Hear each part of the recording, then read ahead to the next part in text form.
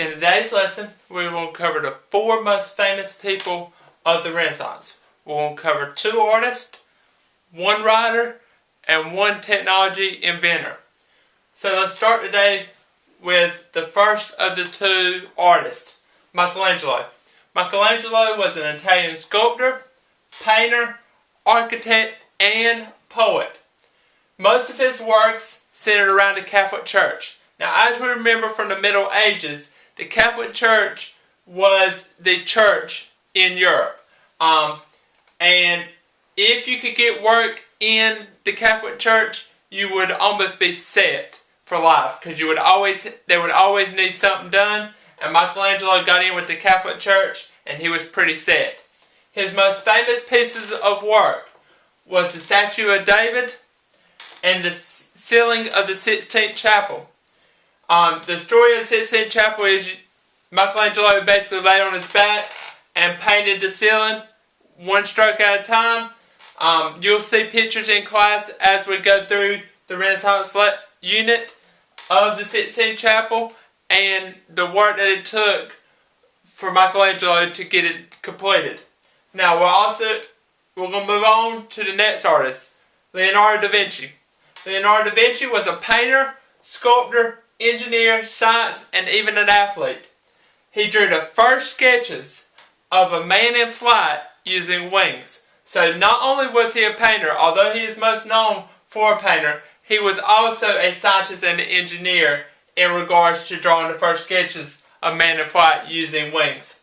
His most famous works, he had 2. The Mona Lisa, the picture of the single lady just sitting, looking, and The Last Supper. The Last Supper is the picture that you will see of the disciples and Jesus in the Last Supper. He did a representation of that as well. So we have talked about the 2 main artists, Michelangelo and Leonardo. There are others. There was Raphael and Donatello. There were a series of other artists during the Renaissance, but Michelangelo and Leonardo are the most remembered from the Renaissance era.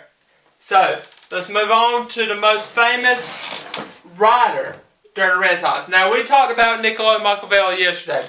Machiavelli wrote The Prince. He is the most famous in the humanism topic.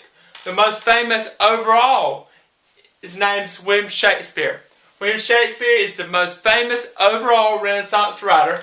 He wrote plays and poetry. Okay, his most famous work is Romeo and Juliet.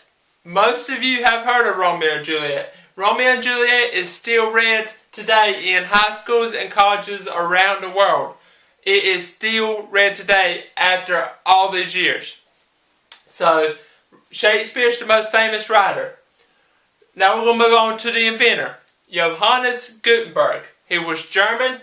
He invented the first real printing press. Okay. Now we talked about in our earlier units that the printing press was simple, a block of letters on a piece of paper, 1 letter at a time, 1 character at a time.